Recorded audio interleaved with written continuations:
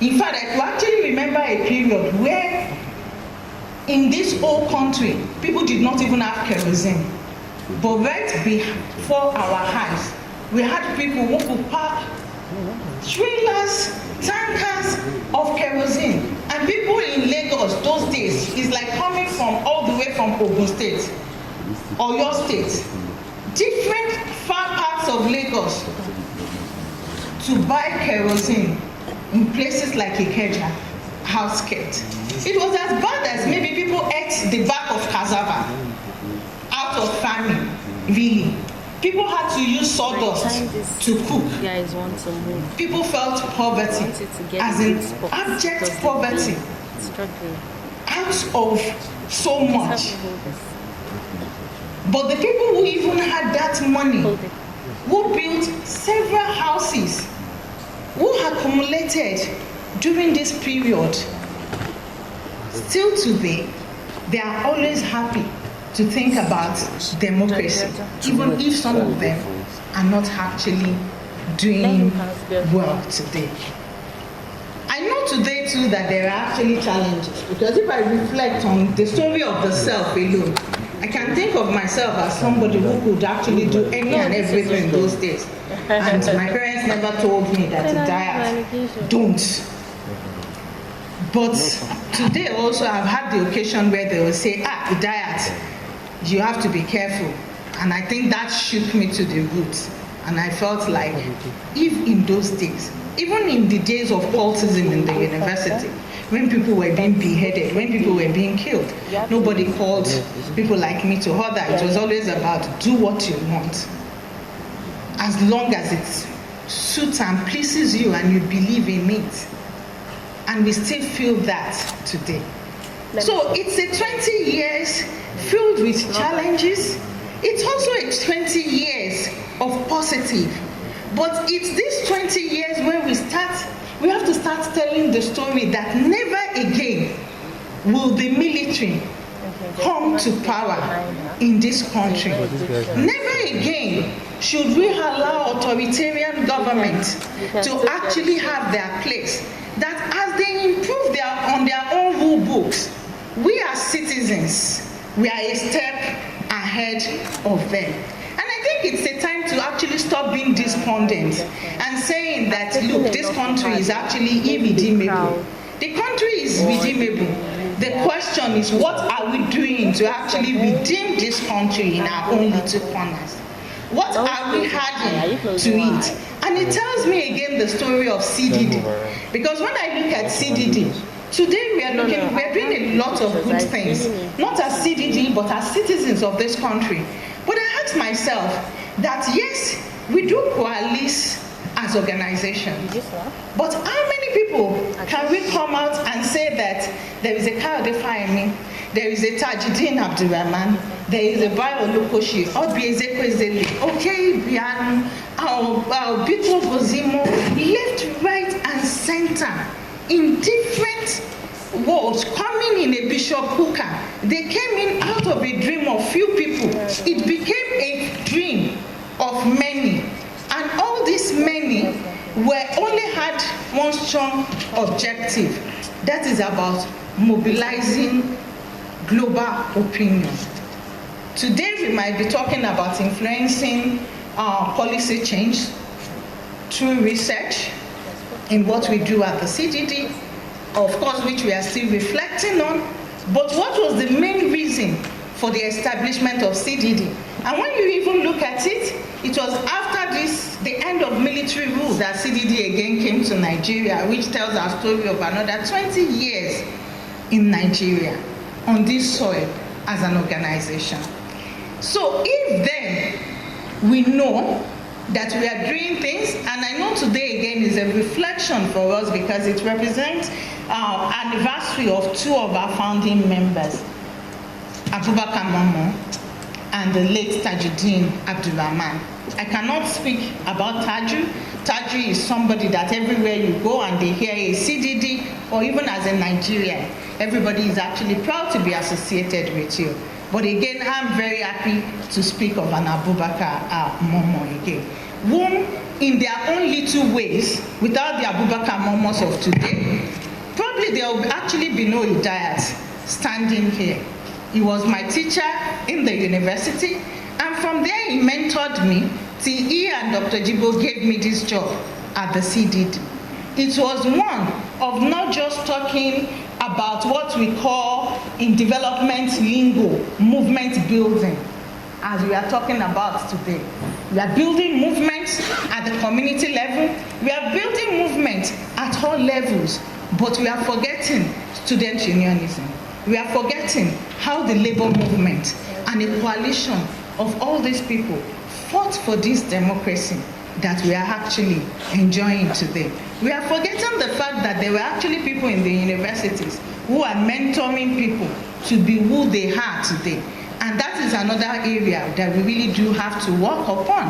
Yes, we might be building movements, but in years to come, how many of such people that were developed in yesteryears will be in institutions like ours?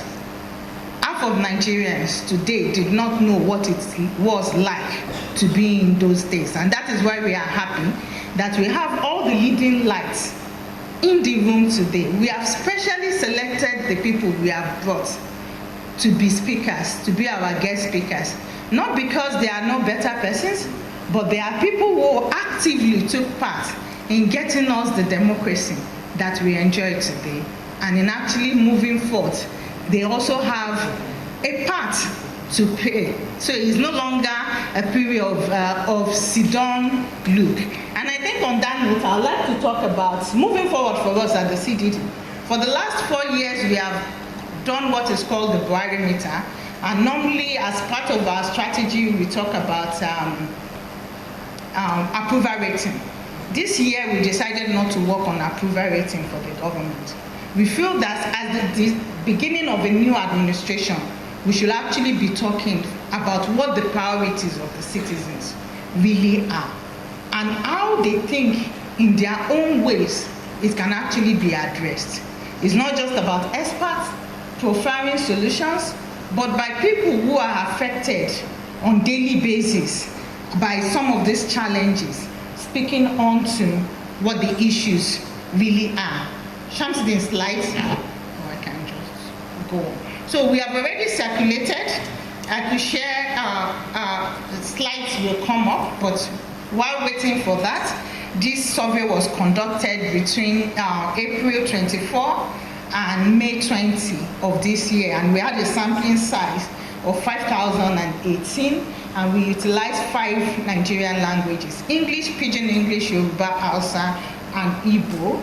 And all our sampling size were between ages 18 years and above, and cuts across male and female. And we also took a look at the approval of the elections. That is quite interesting for us because whatever the outcome was, it shows a differentiation between male and female, with a further approval rating by the male compared to the females of these elections. But the most important for us is that Nigerians have decided that their top priority in this new administration has to do with dealing with the economy. And by economy, they mean job creation, poverty eradication, better economic policies, agri and food security. So number one priority, you find it as 52% on the economy. The second priority is still 45% on the economy. The third priority is still 43%. So the first to third of all the priorities remains economy, economy, economy for Nigerians.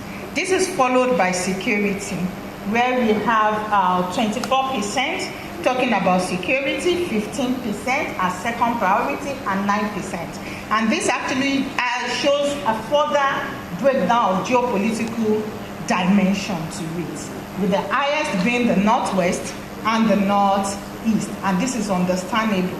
And I think the general for everybody when it comes to the security issue is kidnapping first and foremost. So kidnapping tops, followed by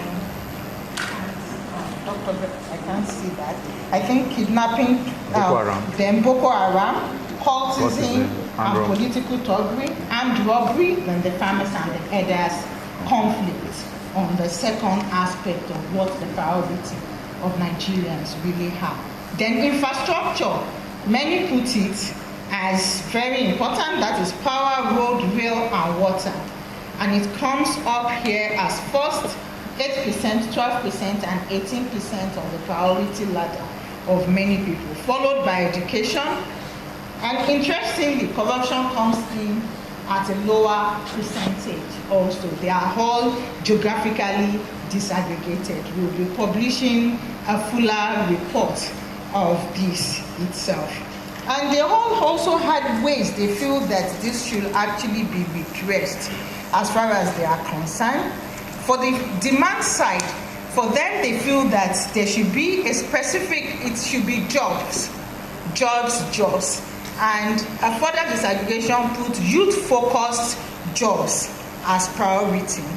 Then encourage foreign direct investments, support made in Nigeria products and services, create more friendly business environments, provision of stable electricity, access to loans and grants for entrepreneurs, revamping of all seaports in the country, promotion of agro-processing value chain, and discussion around population control are very important things that we should have to deal with. Of course, the experts, so these are the demand side, the respondents. This was what they told us they think is their priority. Our experts are saying that they want the government to constitute a strong economic team made of tested and trusted economic experts, increase investment in education, improve quality of graduates and revive technical and vocational education, have a comprehensive plan to expand affordable housing, sustainable energy, sanitation and healthcare. Government should also act as catalyst to provide necessary public goods, infrastructure, and enabling environment for business to thrive. Now, I think what is very important that I also want to point out is that when we got to the age grade of 64 and above, the older generation, there is a demand for health as a priority on the side of these people. This is quite instructive. And most of this data, either we disaggregate it on geopolitical basis or in terms of sex or gender, it comes the same, like it's almost equal. So we'll be circulating the full report at the end of the day. It will be available also on our website at www.cddwestafrica.org and www.buarimeta.ng, and will circulate to the emails of people. Thank you very much. Professor Luko. From when it started out in exile by a group of Nigerians, including the late Tajudeen Abdurrahim, about whom you will hear more, but a collection of others, and the thinking at the time to create a forum which would not only think in terms of the liberation of Nigeria from the vestiges of neocolonialism and of military authoritarianism, but also the rest of West Africa, because there was a conviction that the military dictatorships of the West African sub-region were themselves very highly coordinated in their governance of the sub-region, whereas those who were fighting for democracy seemed to operate on the basis of country-specific modes of mobilization without building the necessary bonds of cross-border transnational solidarity. But that's for another day, and I hope, Idayat, that it will be possible in the near future to write the CDD story, whilst some of the founding actors are still alive and still around. In the period since CDD has been active in Nigeria, I think it has distinguished itself as a pioneer progressive and critical voice on virtually all aspects of our governance existence, on political processes, on the economy, and on the challenges of transformation which confront us as a country, beginning with the person who is now the governor of, or who has returned to be the governor of Ekiti State, Kayode Fayemi, who had the responsibility from the beginning to direct the center, both in exile and upon its return to Nigeria, and then succeeded by Jibrin Ibrahim, who is here with us today, and who helped in the context of the transition from military to civilian rule to carve a niche, a credible niche for CDD in the ferment of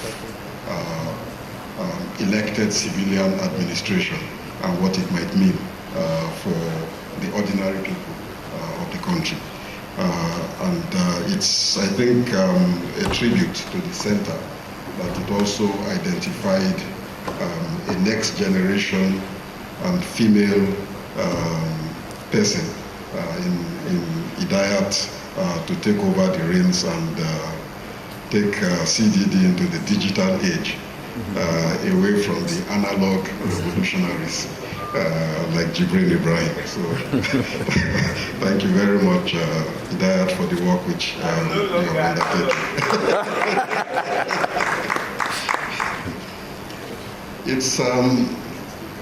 It's extremely challenging, and I think this is going to be the duty of our keynote speaker. It's extremely challenging to unpack the last 20 years of our experience. And there's a sense in which I think all of us here can be sympathetic to the suggestion which Hidayat has made, that in a certain sense, the survival, and I'm using my words very carefully, of continuously elected civilian government in Nigeria is something of a victory for all of us as citizens. In the sense that, and I remember the slogan at the time, when the battle was really joined across the country by progressive forces against the Babangida and subsequently the Abacha dictatorship. The slogan across the country was essentially that the worst civilian government was better than the best military government.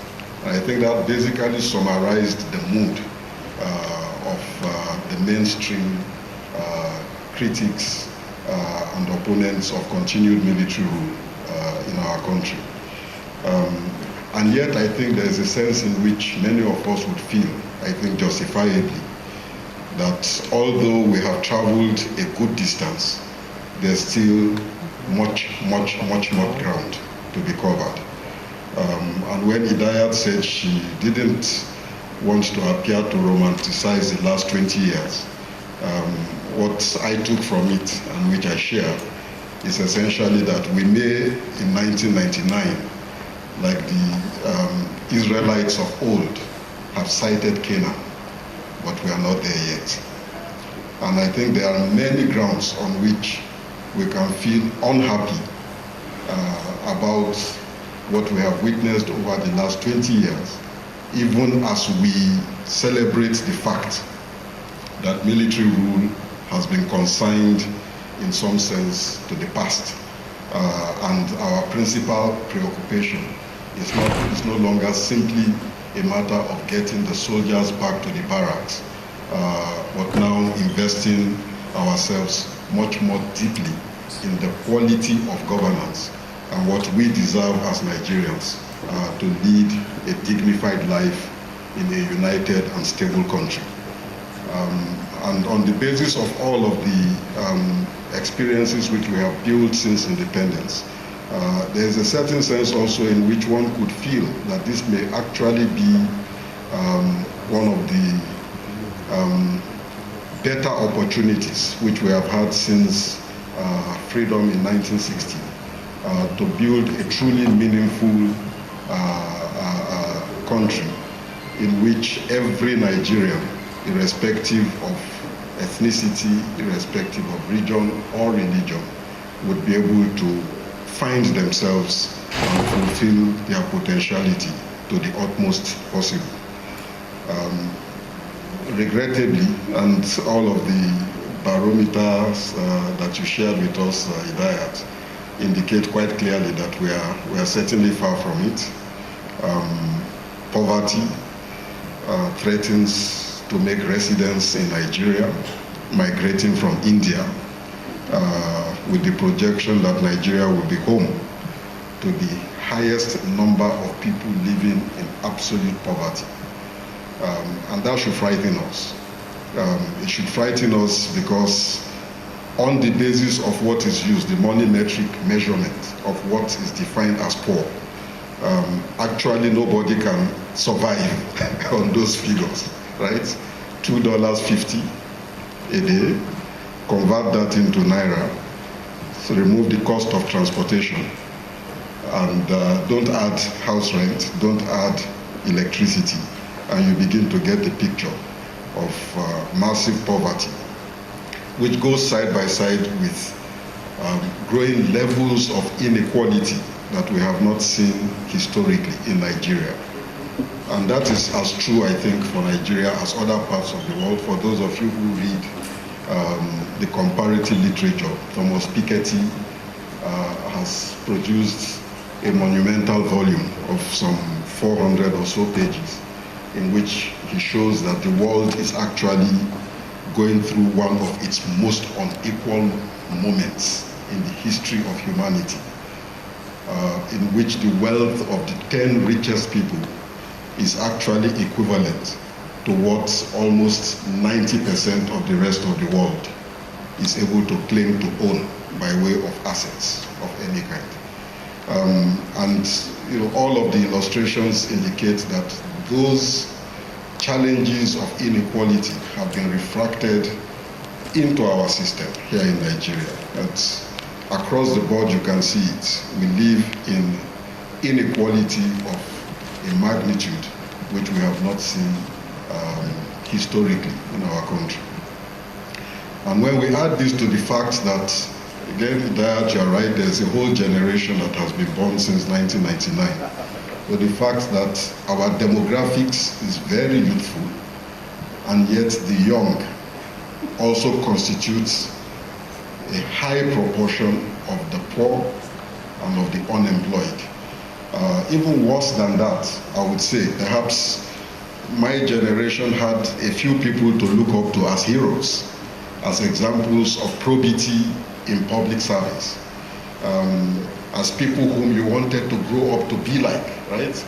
Even wanted to be able to write like Chino Achebe. We wanted to be like Wole Soyinka. Even when the post office still worked, able to write a letter as a student in Sokoto to Wole Soyinka somewhere in Ibadan, without even knowing his exact department, to just say that I liked your lion and the jewel. And can I ask you a few questions? And the Soyinka replies you, and it makes your day, and you begin to invest yourself. Who are the heroes today that our youth can look up to? And who are the models and the examples that they can draw on? Especially in a context in which we have seen a wholesale reversal of values, in which what counts really at the end of the day seems to be the amount of money you can boast to have or you can flaunt. Not so much how you get it, not so much what use you put it to, whether productive or simply parasitic, but simply that whole idea that you have amassed money and you can flaunt that money and throw your weight around as though that is the only parameter that mattered in public service and in leadership.